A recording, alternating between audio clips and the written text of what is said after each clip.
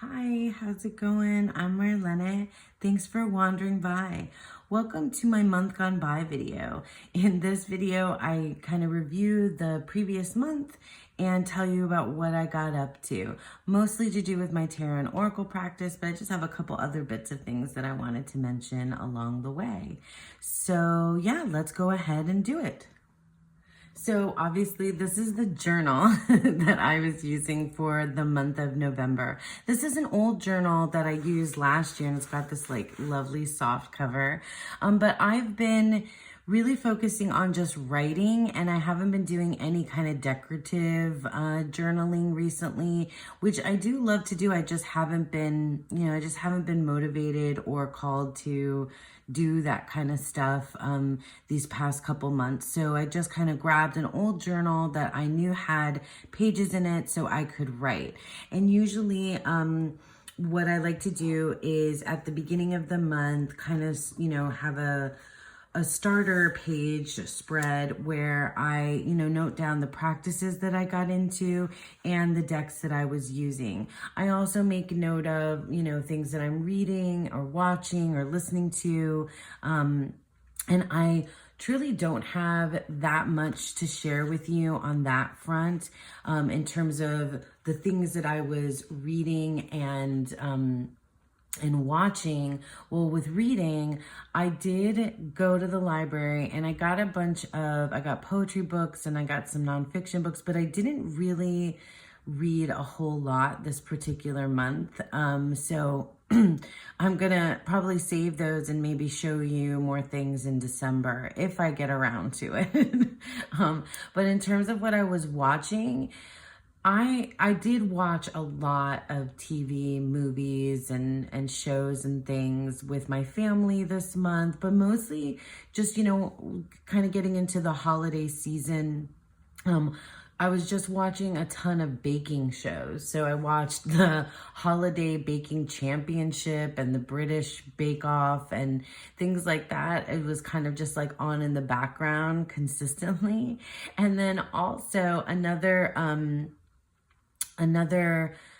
kind of thing that I like to do around this time of year, and I guess I started early, is for me, holiday movies are period dramas. So I like to kind of watch all of the Jane Austen movies, and I started just, because I've seen them so many times and I love them so much that it's very comforting and cozy and it just feels right for November and December. But Pride and Prejudice and Persuasion, and I watched the various different versions of them because I love all those movies.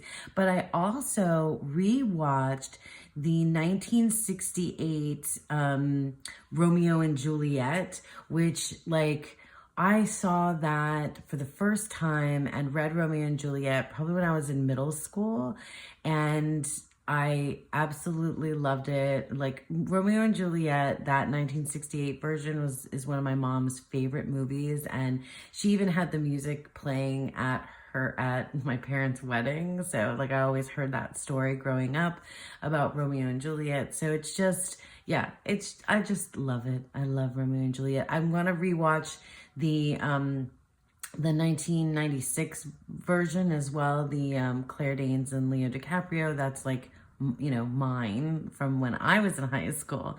But anyway, yeah, that was really kind of what I was watching. And so I think that's kind of it to share with you. But I did want to share a couple of podcasts that I got into and started recently. So the first one is called, and I'll pop it up on the screen here for y'all, is called Love, Lust, and Magic. I'm pretty sure I got that right. Love, Lust, and Magic. And it is a podcast by Gabby Herstick. And she is the creator of the Goddess of Love Tarot, which I've been completely obsessed with.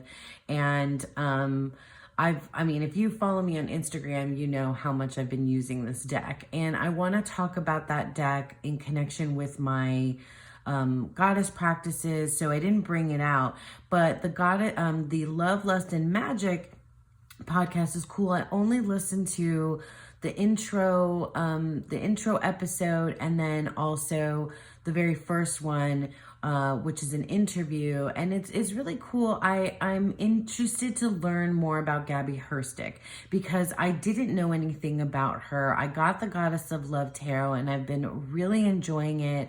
I really enjoy her guidebook. I like her point of view.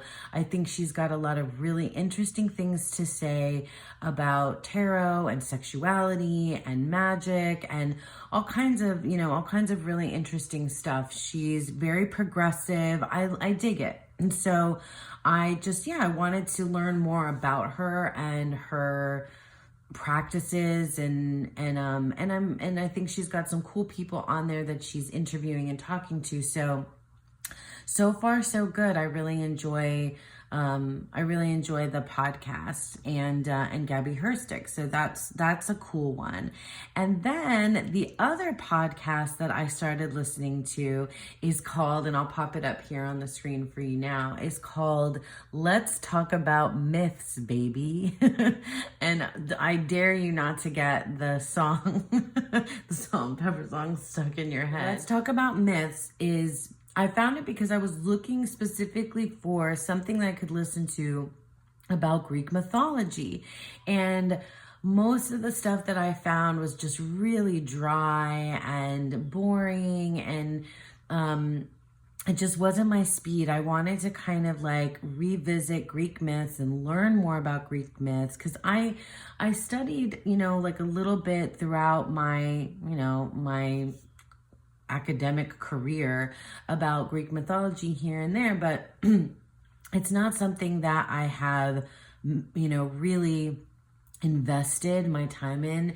And I feel like with the tarot, and especially because of astrology that I've gotten into through the Deccan Walk, I wanted to get closer to Greek mythology, and it's just a layer that adds on to the, the metaphor, the story, the narrative, the symbolism, and everything that's involved in what I'm working with. It just feels like it's part and parcel of it.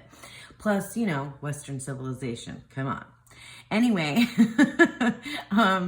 so I found this really cute podcast, and I don't mean to like downplay it by saying it's really cute, but it's been around for a while, this podcast, and the creator and the podcaster, her name is Liv. I think it's Liv. I'll put everything in the description box below if you're interested in listening to the podcast. But she retells and discusses Greek mythology. She's got a very modern viewpoint and lens, and kind of a feminist point of view as well. And it's funny, and because Greek mythology is cuckoo bananas, it's just, cuckoo bananas, like the things that go on in Greek mythology. And so she's super playful, really funny. It's extremely palatable. And like I said, because she comes at it from a modern lens, she has this commentary that goes along with retelling the stories that's really entertaining. And so it's just delightful. She's just really punny and dorky in a way that's super endearing. And if you haven't listened to this podcast, I highly recommend, especially if you want to kind of, dip your toes in Greek mythology and learn some. I think this is a really good place to start, and I can kind of move in and out of it. And when I'm in the mood for it, I'll listen to it. I've listened to, a handful of episodes so far, and I'm just really enjoying it. So that's the podcast. Let's Talk About Myths, baby. Let's go ahead and just get into the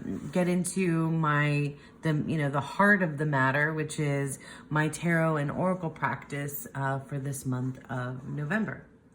Okay, so let's start here with the Solara Occulto Meliora Tarot. This is a deck that it's my very first and only so far deck that I backed on Kickstarter.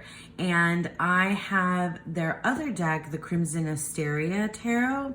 But this deck, I was super excited to back because it's like I had seen it around and I had missed out on it previously, and so when it went up on Kickstarter, I knew I just wanted to go ahead and get this deck. And it is, I mean, it's super cool. I wanted to do an unboxing and just didn't have time for that. Here are the backs. You can probably see the reflection of my camera in there. But in any case, this deck it's chunky, and it does come with like a big set of like 20 something oracle cards as well. I'm gonna have to leave it up, otherwise it'll be too reflective. I love the coloring of this deck. And what did I use it for? So I used it for my Scorpio 3 reading, I think, in the deck and walk, because I used my trimmed Thoth, which I didn't bring out to show you because it's Thoth and I've shown it so many times. But I used this deck.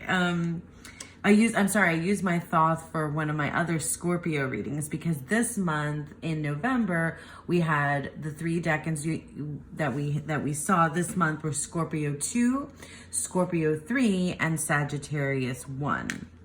So I'm just showing you my Scorpio deck, and I'll show you my Sagittarius decks in my next one in December. But in any case, I love this deck. I haven't used it much beyond that. I flipped through it a bunch. I watched some other unboxings of it as well. And I love the color palette here. I really do like their artwork, and just some of the like crazy creatures that appear in, and it's the same. Crimson Asteria is actually very similar. I watched a side-by-side of the 2 decks, and there's quite a bit of overlap in terms of the composition, and except for the coloring, the image is very, very similar.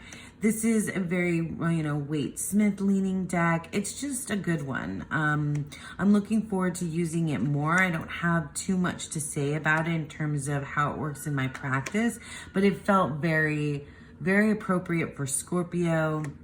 And the reading that I did with my own spread for Scorpio 3 was really good. So it worked out. This 10 of Swords is amazing. I wonder about the creatures though, because there's this crossover of like mermaids into suits that aren't water suits. So like this is the 10 of Swords. So I don't know, I find that interesting. But I really do enjoy this deck. I just love these creatures, and it has a very storybook quality. It reminds me of storybooks from when I was little, and cartoons as well. But yeah, so that is the Solara Occulto Meliora edition, my Scorpio deck, or one of them for this month.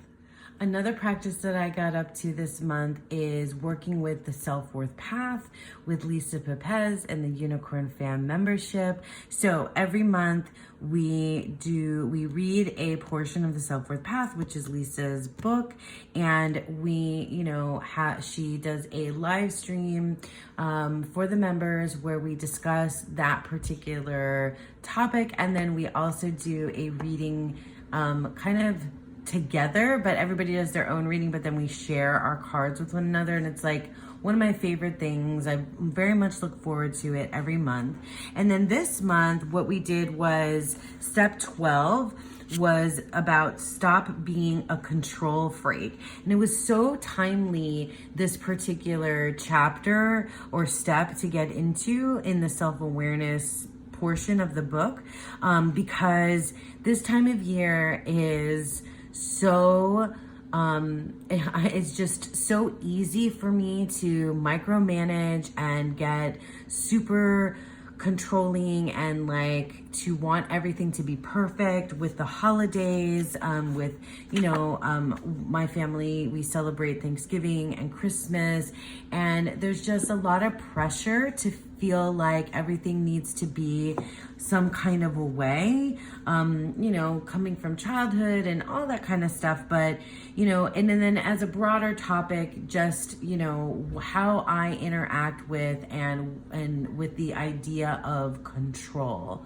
and releasing control or having control, and, you know, my boundaries around that. And it was just really good. And so for the live stream, I used the Crow Tarot, and I honestly, I love this deck. The Crow Tarot by MJ Cullinane is one of the older decks in my collection, and I've used it so many times. I edged mine in brown, but the reason why I used this deck is because of Crow Cam. So Lisa and Peggy have crows on their porch, and it's just become a part of the live streams. Norman and Norma. Anyway, so it was just sort of like, I love crows. I did an animal gnosis month as well with crows with Tegan.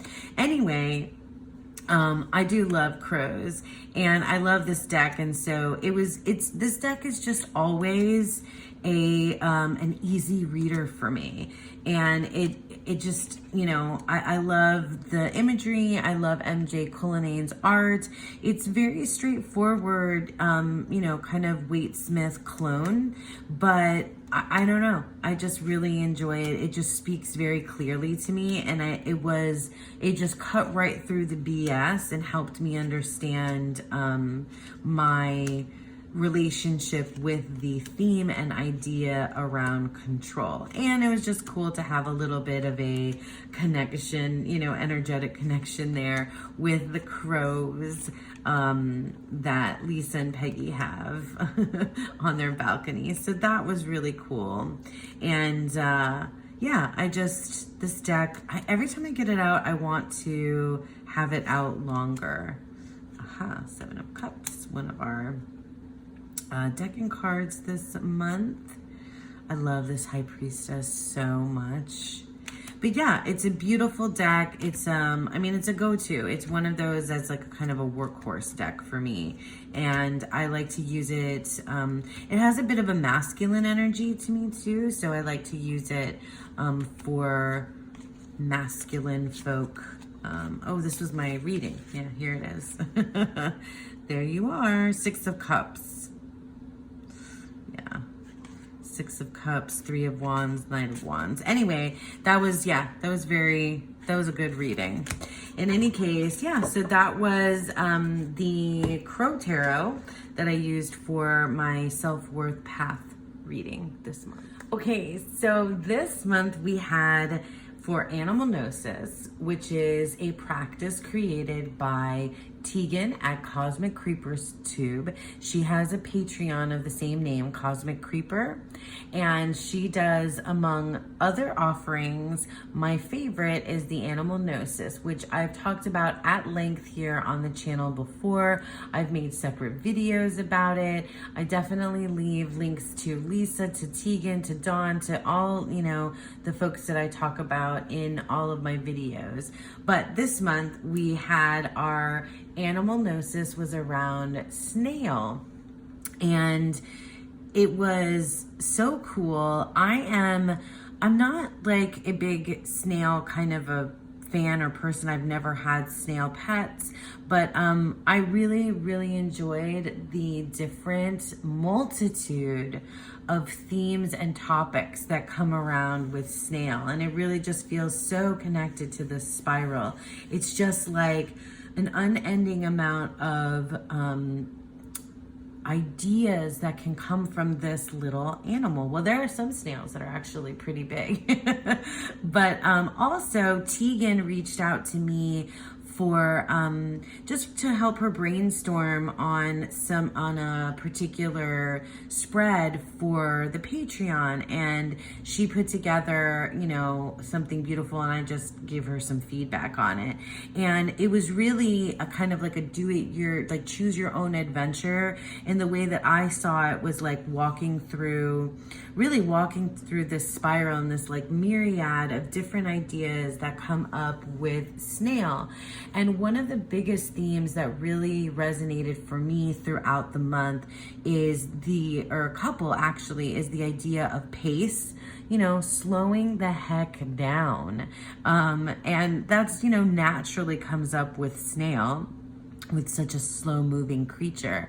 But it really helped me kind of focus on that. And it kind of tied together with that idea of control with the self-worth path.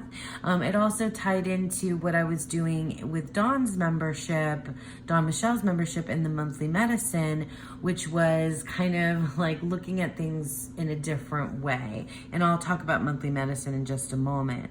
But pace, slowing down, like, chilling out, just relaxing. And I want to say that like I made a concerted effort to do that this month. It wasn't easy, but I certainly thought about that idea.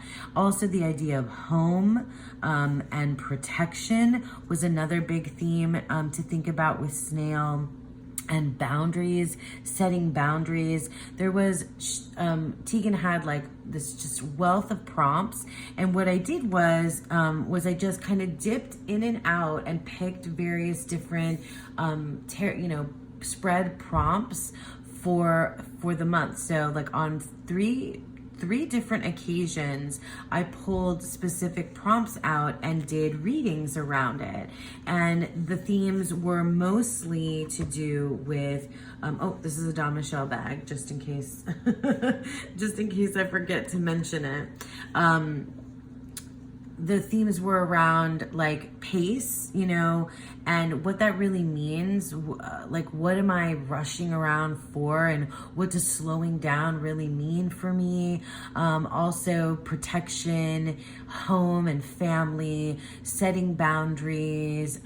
There's also this like tie-in with like ancestry, and like this animal is prehistoric, right? So snails are primordial snail, like they're one of the most ancient creatures on earth. And so that idea of the past also came in terms of taking a look at snail. So I use the Naturescapes Tarot. This is a deck that you can get on Make Playing Cards.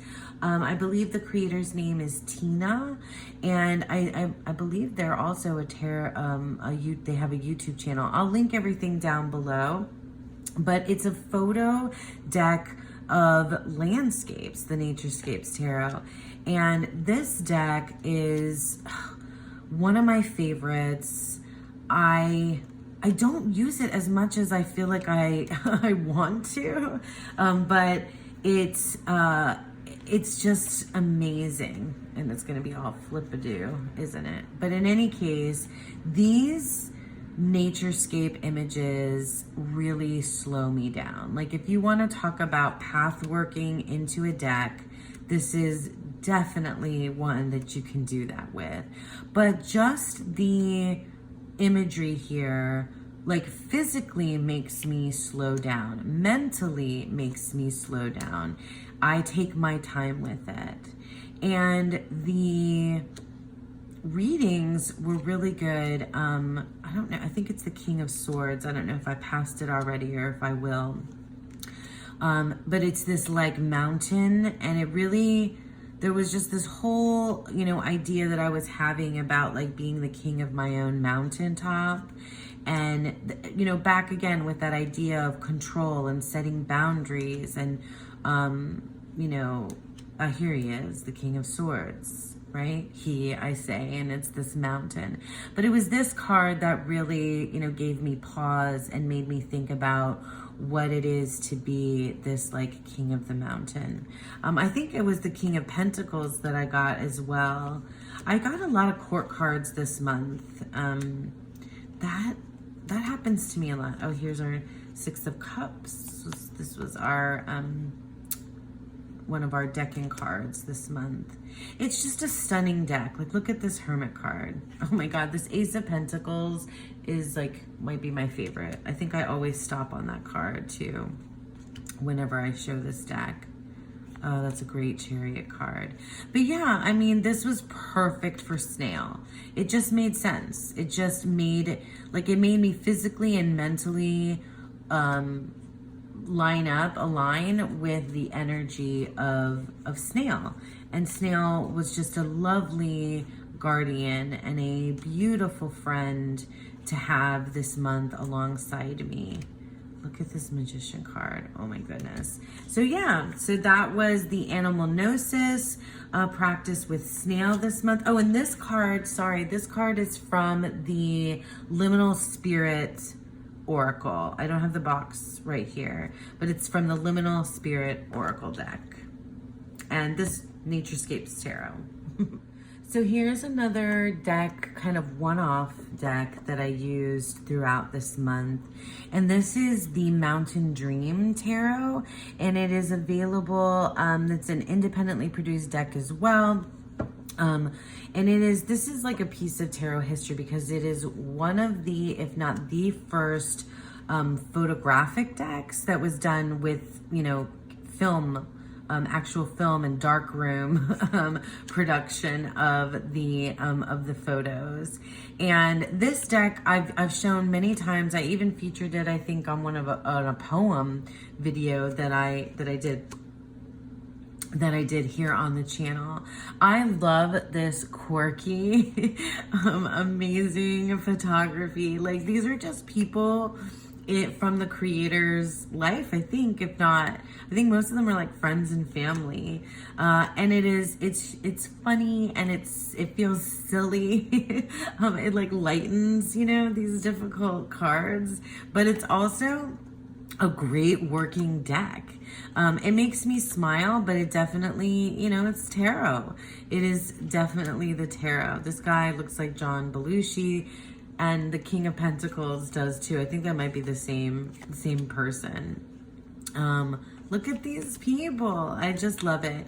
And it's very nostalgic for me, not because it just makes, because it was created in the 60s or 70s, 60s, 70s. But so it makes me think of my parents. Like, these are just like, like, it's got this like hippie kind of vibe to it, that time period. Look at that. There's our 7 of Cups.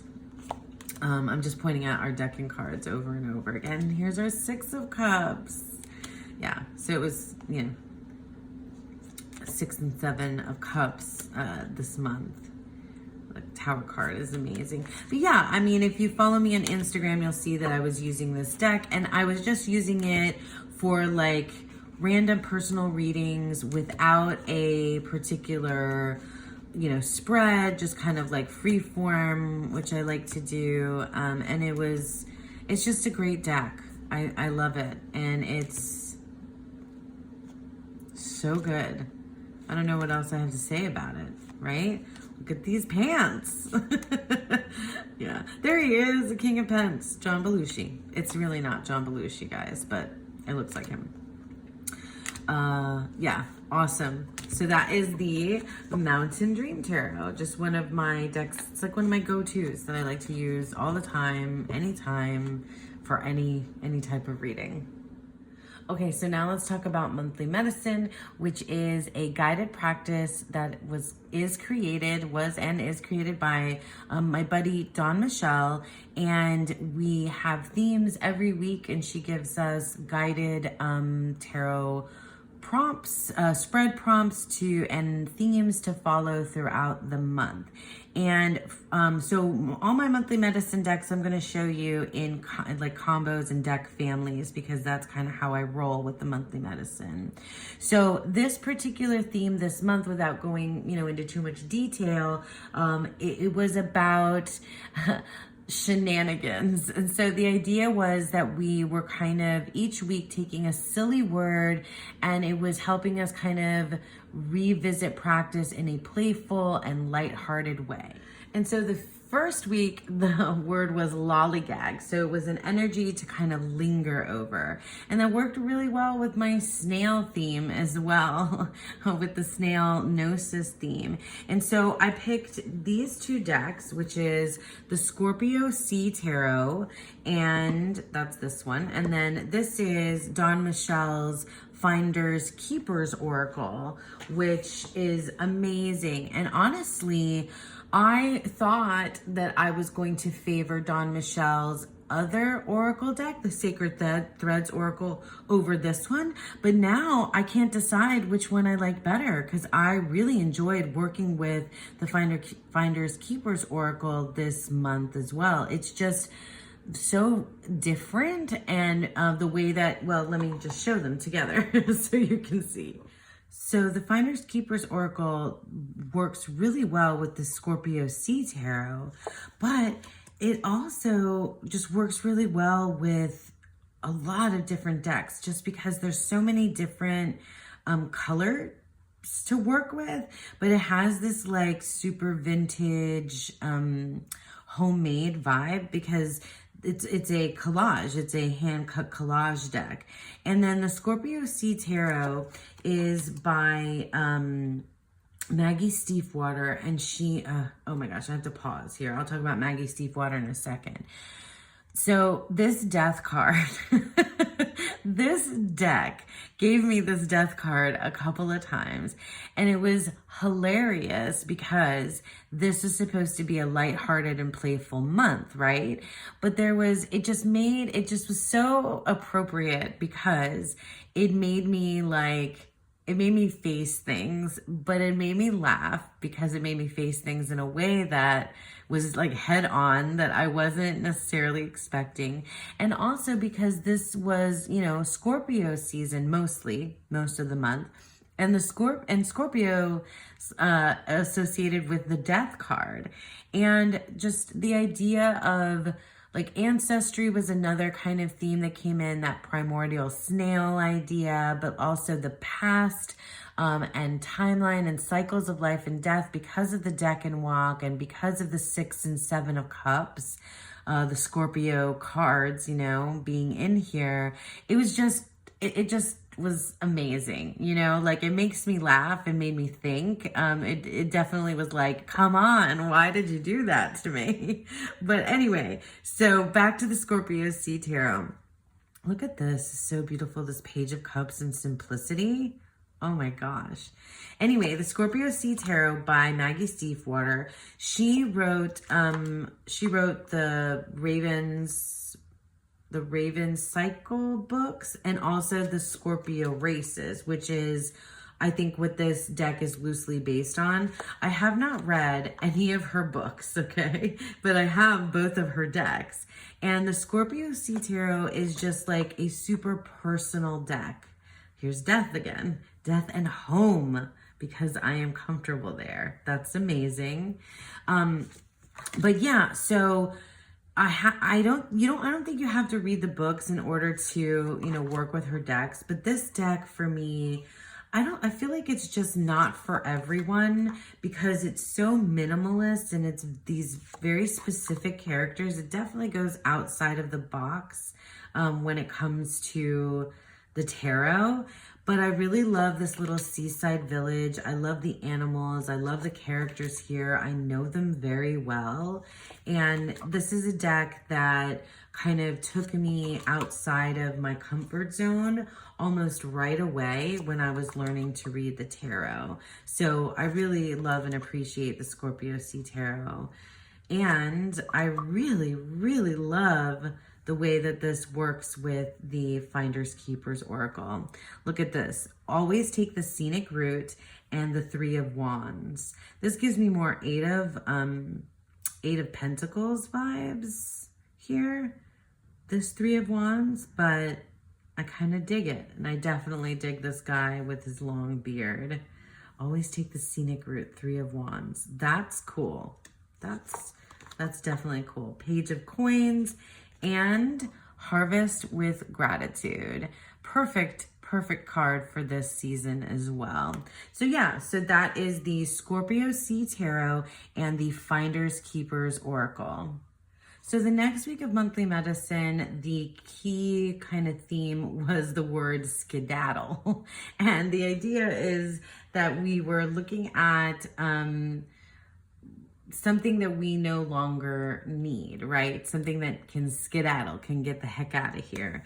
And I used a combination of these 3 different decks. So the Ancestor Spirit Oracle cards, the Future Ancestor Tarot, and in here is the Northern Animal Tarot. And if I haven't mentioned already, I will always leave links to where you can find these decks down below. So let's take a look at the Ancestor Spirit Oracle cards, because I did daily draws every day throughout this particular week with this deck. And I have to say, I'm not sure about whether or not this deck is gonna stay with me or not. But it's an interesting deck with interesting keywords, and it follows like different, it shows different cultures, but it's very reaffirming. This deck, though, what it did for me this particular week, see now, sorry, I'm interrupting myself, but like if you look at the title and then the 3 keywords, it's a little bit specific.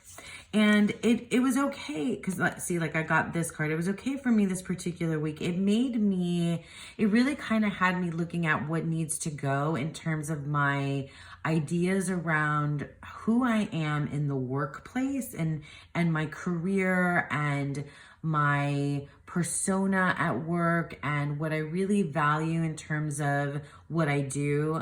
So I'm in education, and so it was really interesting because I got the Teach and Share card, I got this Upskill card, and so it really kind of lent to that particular thing. It had me thinking about, you know, very specific things in terms of work, you know, but like, I don't know if this is maybe it's the kind of vibe that I might want again, because look at this, like enjoy music, but then nature spirits, interact and relate. So some of them seem like kind of like action items, and some of them seem like ideas, right? So this is like telling you to respect your physical body, connect with past loved ones, have courage, be an open channel. So they're like, it's a guide, right? Answer the call. I got this card as well.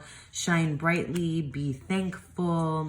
So a lot of them are like that, whole self-help, but then some of them are a little bit more vague, or not vague, but like more conceptual than like an action step. But it, you know, it's a cool deck. Here, let me put it next, let me leave it out here so I can put it next to the other decks that I used. And I'll just flip through those. So yeah, I mean, it's good. I don't know if it's going to stay with me or not. That's the thing. I'm not sure. So I paired it with this cute guy, which is the Northern Animal Tarot. Love this deck. I love these, you know, these anthropomorphic animals. It's just sweet and comforting. It's a Waite Smith clone, essentially, and it's just lovely and an easy reader. Gosh, I love that world card. I love a turtle for the world card. I know I feel like I say that every single time I pull this deck out too. But yeah, I love these animals, and I felt like it kind of helped lighten things next to this kind of heavier ancestor spirit deck. So Northern Animal Tarot. Let me move that a little bit. And then another deck that I used, probably just because it has ancestor in the title, because I pulled, if you watched my my month to come video where I grabbed the decks that I wanted to use for the month of November. I'm pretty sure this one was in there. Oh yeah, I did this thing. I pulled out all of the like dark background cards. So let me just show those. and then maybe mix them back in somehow. I don't know. So I wanted to see, because some of these cards in the, oh, here are the backs, in the Future Ancestor Tarot have a dark background and everything else is white. And I wanted to know if there was like any particular rhyme or reason for that. And I don't think there is, because there's majors and there's also minors and court cards and stuff. So, and it wasn't all the like difficult cards, but a lot of them, right? So the 9 and 10 of needles are the 9 and 10 of swords, the 5 of pentacles. But you also have the high priestess, 4 of swords or needles is in here too. But in any case, this deck is an old favorite of mine as well, and it like was really, it was just one of those very comforting decks. And so the, the ideas here, yeah, I mean, it looks, it's not like super aesthetically pleasing altogether, but the ideas kind of came together. It wasn't my favorite deck family of the month, I gotta say. But it's not bad. This always makes me think of Moana, right? So yeah, the Future Ancestor Tarot, another deck that I really enjoy. These cartoon characters feel, oh, like look at this little Ace of Cups. Is that not awesome? I just relate, I relate to those people. They feel like, I think I talked about them like they're like my little Nickelodeon cartoon pals. For any of you who know what I mean when I say Nickelodeon, especially as a kid growing up in the 80s and 90s. So, yeah, I mean, this week was full of kind of work-focused stuff. That's really what happened this particular week. Look at that. The 5 of needles or swords, reconnect with Mother Earth, and the 2 of wands. Interesting. Yeah. Honor the deities around you, 3 of cups and King of Pentacles. So, I mean, you guys can kind of see that it's a little bit energetically all over the place, and so that's why it wasn't necessarily my favorite combo. But I will definitely be using these tarot decks again. I'm just not so sure about this oracle. So that's the Future Ancestor Tarot, the Ancestor Spirit Oracle, and the Northern Animal Tarot.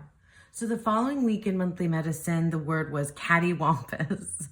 I can't help but giggle through all of these silly words. So it's specifically, the theme was specifically around shifting perspectives. And that was really good. And I needed that after that kind of weird work-focused week, where I used, again, the Finders Keepers Oracle by Dawn Michelle. And then this deck, which is a deck that I got from Etsy from the shop called Pic du Soleil, which is the only name that appears for this deck. There's no like name of the person. I don't know. I didn't do my research. I just thought this was pretty and I impulse bought it. And then I got it and I was like really unsure about this deck. Like it's very pippish, but the pips kind of go in this very cattywampus, for lack of a better word, direction. Like, look at this 10 of Swords, which is one of the cards that I did get this cattywampus week. So it was fitting for the week. I'm not sure if this is a deck that I will continue to use. I got the Death card from here as well. Just Death card was stalking me this month. So some of them seem on point and some of them seem just a little bit wrong or a little bit sideways, but it definitely made me shift my perspective. This deck is really pretty and I really like the vibe of it, but then sometimes things just seem like so bizarre. Like this Empress card is gorgeous, but this 4 of Swords, I'm not so sure what, I don't know if I understand it. Look at that Devil card. There's like some really funny cards. I don't know if I'll get to it, but we'll put these side by side so you can see. Like that's kind of, I don't know.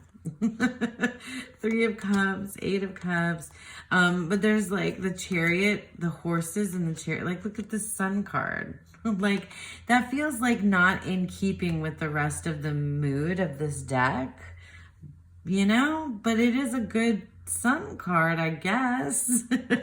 Let's show these side by side so you can see, again, how cool the Finders Keepers Oracle is, because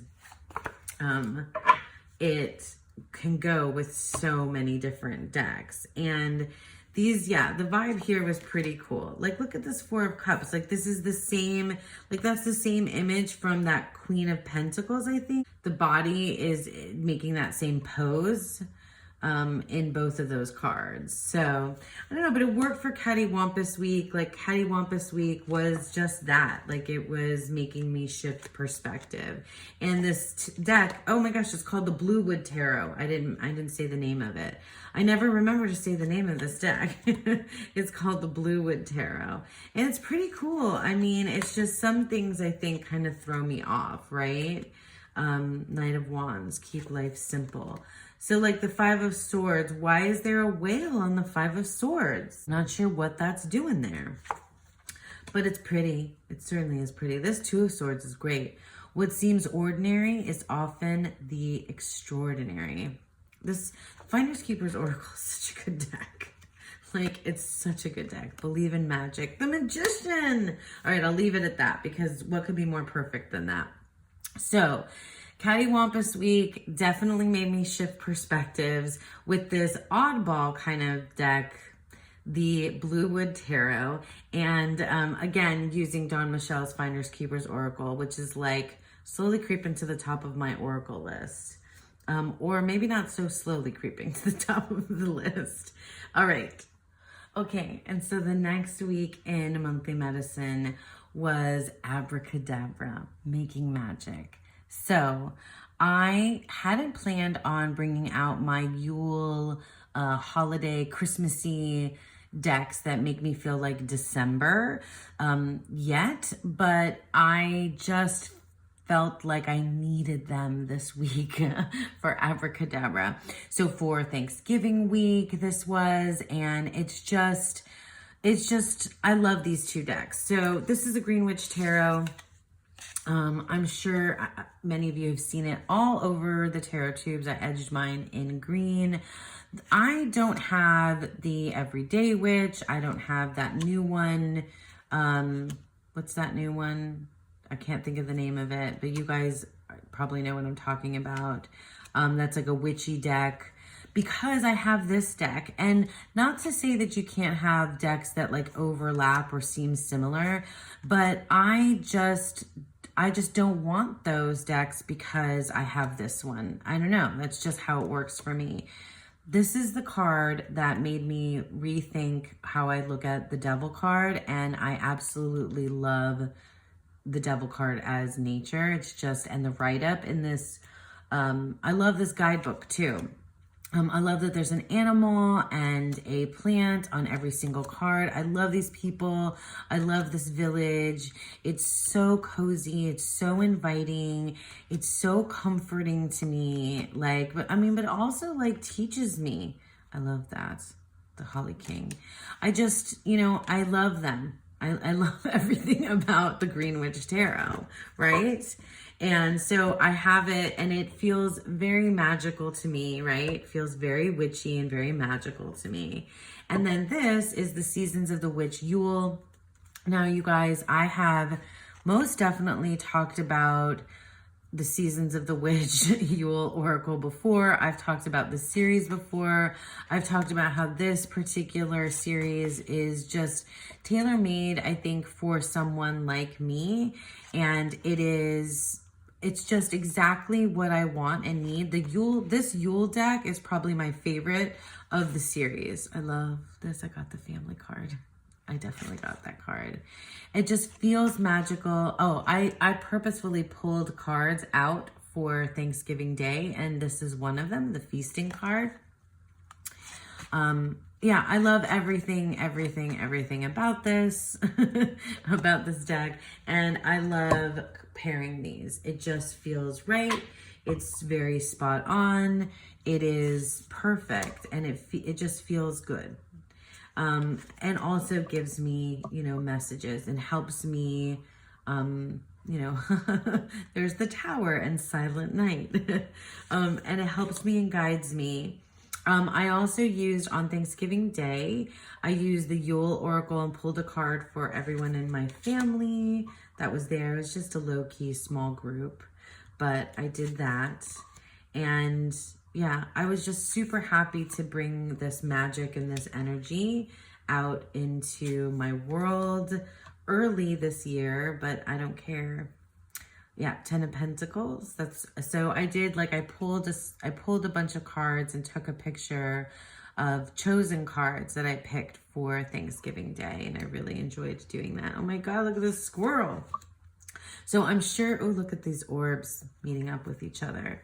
So I'm sure many of you, if not all of you, have seen this combination before. The Seasons of the Witch Yule Oracle and the Green Witch Tarot.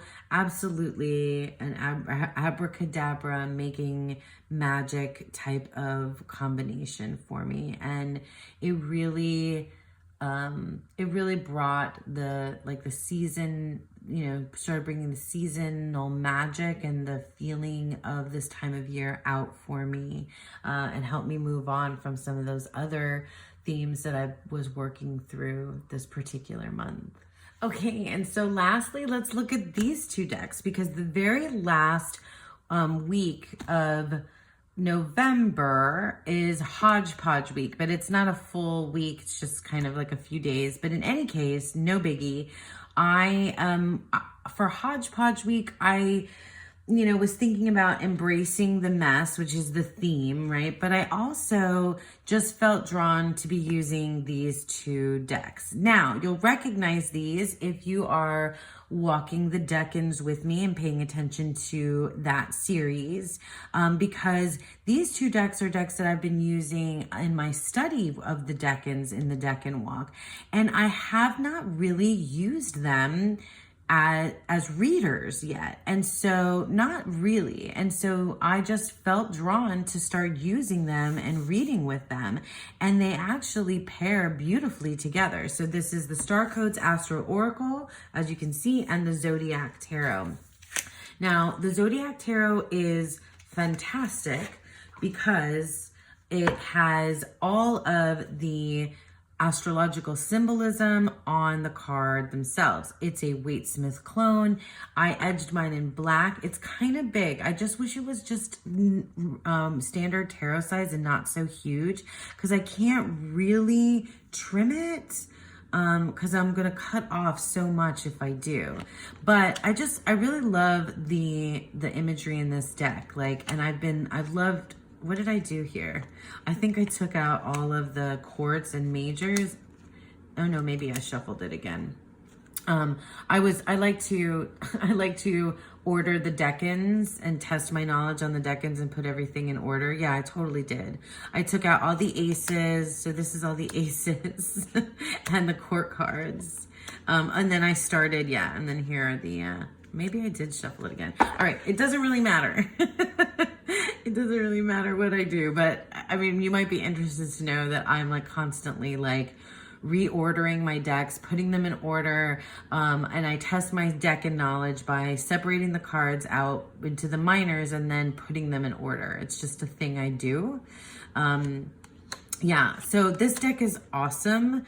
And I've been really enjoying it, and the readings have been so amazingly accurate, and it's just so cool because I've been pulling in, I guess, my hodgepodge of knowledge now with these Decans and this astrology together. So then this is the Star Codes Astro Oracle, and I gotta say, I've been using this deck so much, but I haven't ever looked in the guidebook, and this guidebook is pretty good. I really enjoyed the write-ups in the guidebook. This deck is stunning, okay? It has the planets, it has the zodiac signs, it has locations, it has the houses, and it has some other cards in it as well. And It's stunning. I love that it has the title, but it also has a keyword to go along with it. And the artwork is it's just really good. So yeah, it's really neat to have, and it wasn't like it was too much astrology in one place, because I think that's what I was concerned about, using, astrology decks together. Look at that, 9 of Cups and tension. Interesting. Uranus, change, and the 9 of Wands. 2 of Cups. Yeah, this is just a good match, right?